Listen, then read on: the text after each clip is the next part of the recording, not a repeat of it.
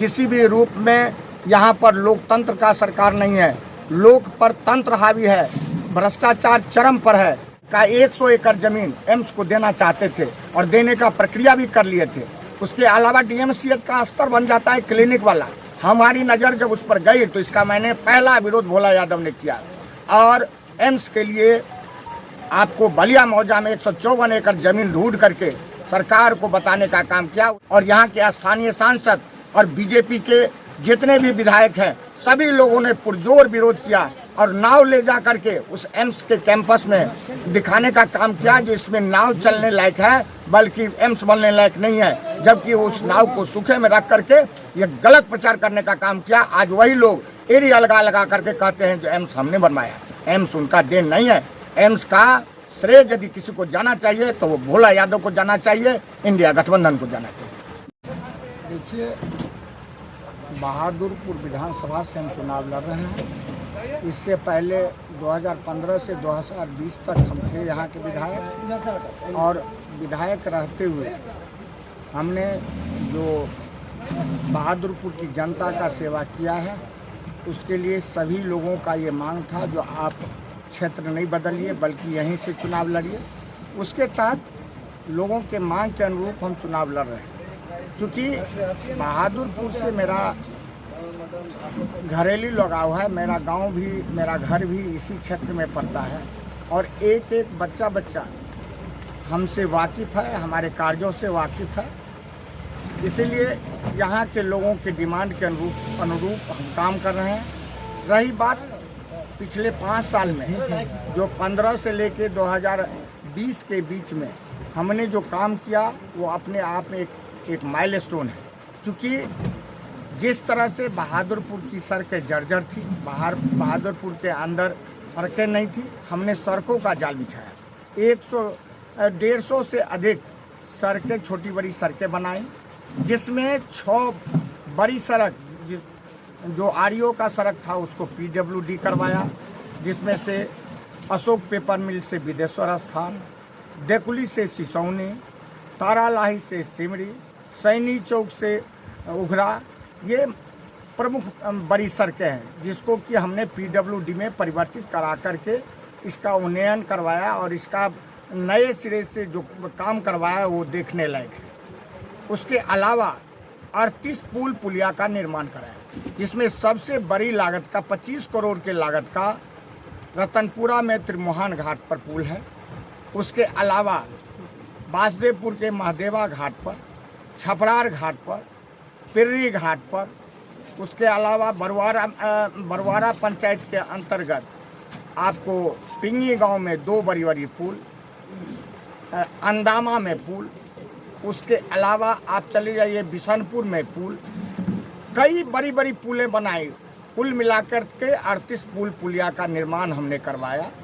और उतना ही नहीं, हमने अपने कार्यकाल में शिक्षा के क्षेत्र में आमूलचूल परिवर्तन किया। जब हम यहाँ आए थे तो मात्र 8 ये हाई स्कूल थे।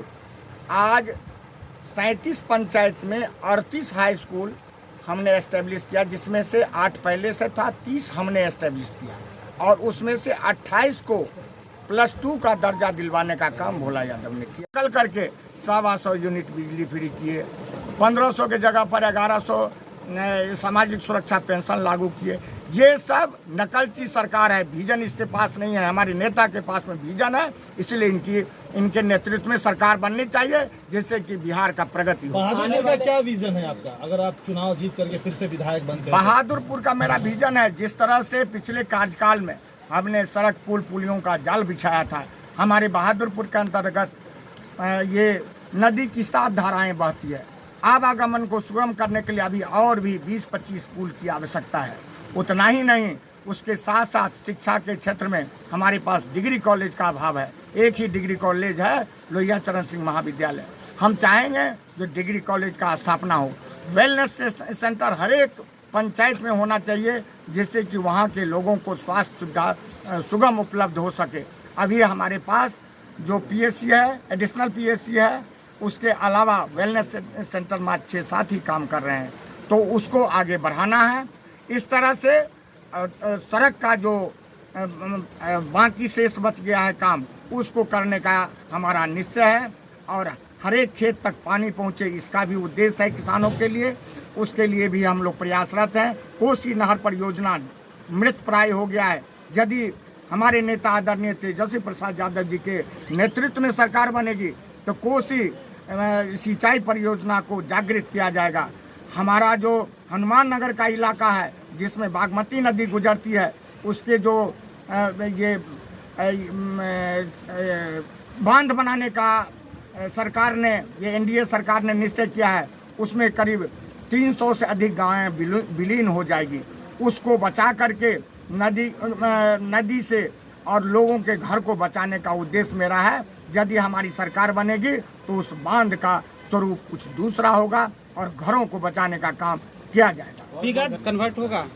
देखिए, जीविका दीदी हमारी बहनें हैं, हमारी बेटियां हैं और उसमें ज़्यादातर महिलाएं जो हैं सो मध्यम वर्गीय परिवार से है।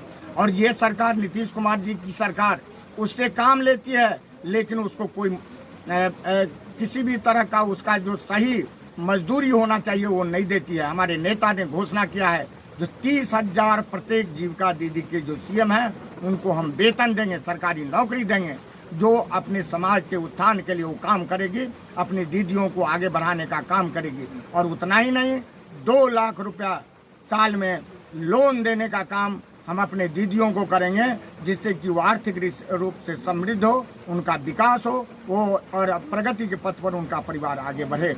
इस दिशा में हमारे नेता ने निर्णय लिया है और कई निर्णय लिए हैं। सबसे बड़ा निर्णय लिए हैं जो हर एक परिवार में एक व्यक्ति को नौकरी देंगे, जिससे कि उसके परिवार की समृद्धि बढ़ेगी। और पलायन जो हमारा हो रहा है, हजार लोग, आज वोट होने जा रहा है, हमारे लाखों लोग दूसरे राज्य में काम कर रहे हैं जो कि वोट गिराने नहीं आ पाएंगे।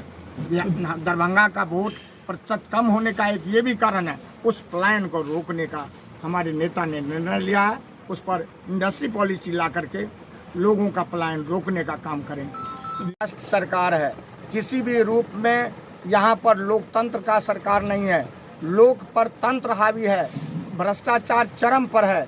और आपको मैं बता दूं, जो एनडीए के लोग बोलते हैं वो चाहते थे एम्स को डीएमसीएच कैंपस में बनाना, डीएमसीएच में का 100 एकड़ जमीन एम्स को देना चाहते थे और देने का प्रक्रिया भी कर लिए थे। उसके अलावा डीएमसीएच का स्तर बन जाता है क्लिनिक वाला। हमारी नज़र जब उस पर गई तो इसका मैंने पहला विरोध भोला यादव ने किया और एम्स के लिए आपको बलिया मौजा में 154 एकड़ जमीन ढूंढ करके सरकार को बताने का काम किया। उस समय हमारे तत्कालीन स्वास्थ्य मंत्री तेजस्वी प्रसाद यादव जी थे, उन्होंने इसकी स्वीकृति मिलकर के करवाने का काम किया। आज एम्स उसी जमीन पर बन रहा है और यहाँ के स्थानीय सांसद और बीजेपी के जितने भी विधायक हैं सभी लोगों ने पुरजोर विरोध किया और नाव ले जा करके उस एम्स के कैंपस में दिखाने का काम किया जो इसमें नाव चलने लायक है, बल्कि एम्स बनने लायक नहीं है। जबकि उस नाव को सूखे में रख करके ये गलत प्रचार करने का काम किया। आज वही लोग एरिया लगा करके कहते हैं जो एम्स हमने बनवाया। एम्स उनका देन नहीं है। एम्स का श्रेय यदि किसी को जाना चाहिए तो वो भोला यादव को जाना चाहिए, इंडिया गठबंधन को जाना चाहिए। लेकिन अगर आप एम्स की बात कर रहे हैं, प्रेस कॉन्फ्रेंस करके ये जरूर किया और डीएम की टीम वहाँ गई, अशोक पेपर मिल के ज़मीन को देखा, लेकिन जब जो अशोक पेपर मिल के पुराने कर्मी थे उन्होंने सुप्रीम कोर्ट में हल्फनामा दायर किया कि जब तक हम लोगों का भुगतान नहीं होता तब तक किसी भी तरह का यदि वहाँ निर्माण कराया जाता है तो इस पर हम लोग हल्फनामा दायर करके इसका विरोध करेंगे। तो कोर्ट ने उसमें संज्ञान ले लिया, तो वहाँ से हट करके हम लोग बलिया मौजा का खोज किए थे। और रही बात किसी के श्रेय की बात, तो उमेश जी भी यदि कह रहे हैं तो हमारे ही दल के हैं, यदि वो कह रहे हैं तो हमारी ही बात कह रहे हैं, कोई दूसरे की बात तो नहीं कर रहे हैं। चलिए सर, तेजस्वी सरकार इसीलिए है जरूरी है जो हमारे आदरणीय नेता तेजस्वी प्रसाद यादव जी के अंदर विजन है, उनके अंदर सरकार चलाने की क्षमता है। 17 महीने के कार्यकाल में उन्होंने जो वादा किया था जो यदि मेरी सरकार बनेगी तो 10 लाख युवाओं को रोजगार देंगे, उन्होंने 17 महीने के कार्यकाल में 5 लाख युवाओं को नौकरी दिया, सरकारी नौकरी, और 3.5 लाख पद सृजित करवाया। उतना ही नहीं, आपको टूरिज्म पॉलिसी, आईटी पॉलिसी, कई तरह के जो पॉलिसी हैं उसको स्पोर्ट्स पॉलिसी लाने का उन्होंने काम किया।